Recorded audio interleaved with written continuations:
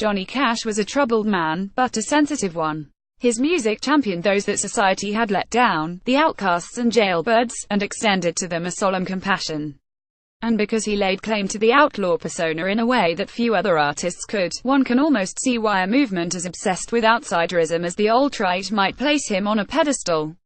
But when Cash's descendants saw one of the neo-Nazi demonstrators at Charlottesville sporting a t-shirt emblazoned with a musician's name on the news, they felt his message had been severely misappropriated.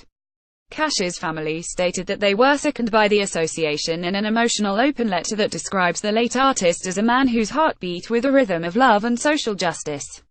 The fascists and training that have aligned under the alt-right banner have shown a distinct imperviousness to outside criticism, but getting called poison by one of their idols' representatives must sting a bit more than most.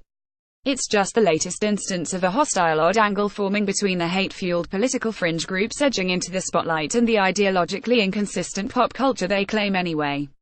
As organizations that were once punchlines attract more attention from the media and public, the music and visual media upon which they've hung their message has been subject to more scrutiny.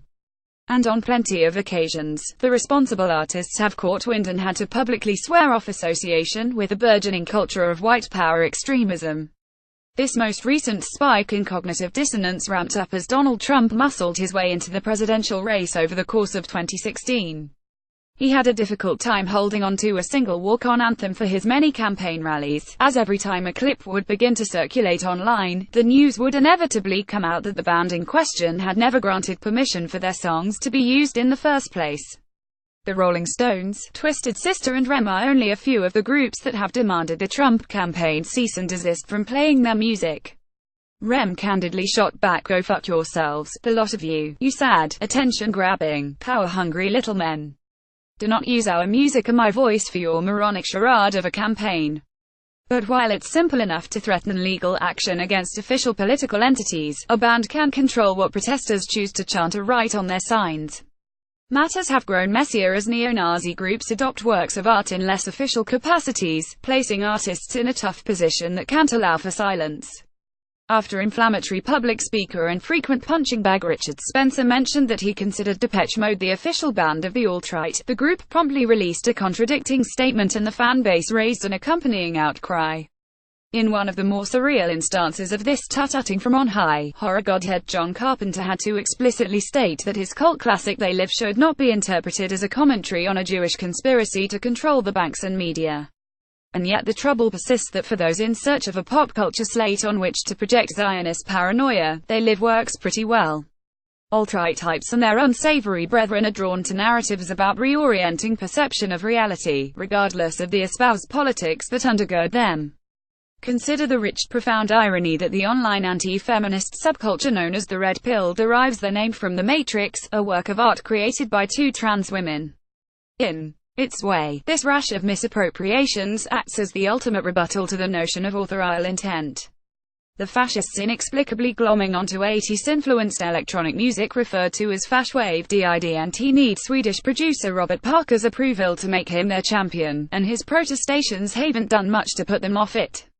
It wasn't so long ago that Ayn Rand memorizing objectivists were twisting the moral content of The Incredibles to suit their dogmatic purposes.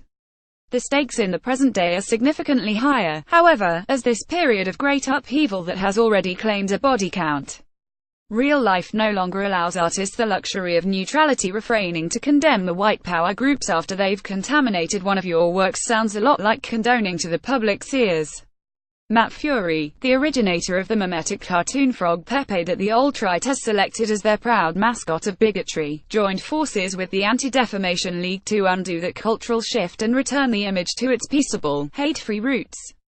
The elasticity of open interpretation is one of the qualities that makes art art, and yet on occasion, that same right to take at you will result in some serious perversions of good intentions.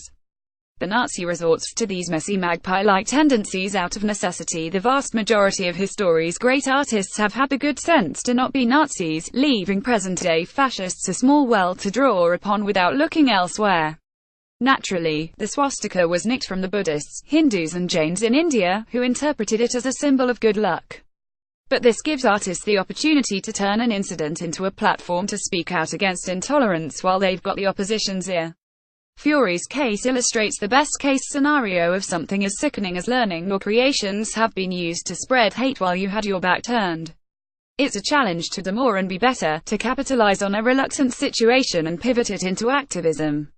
As the cinema history books go, Nazi propaganda minister Joseph Goebbels met with German filmmaker Fritz Lang to express his fandom and explore the option of employing the director as the Third Reich's official documenter. Jewish and horrified, Lang promptly fled for America and pushed back the only way he knew how. 1941's Manhunt opens with a telescopic sniper sight, and Hitler in the crosshairs.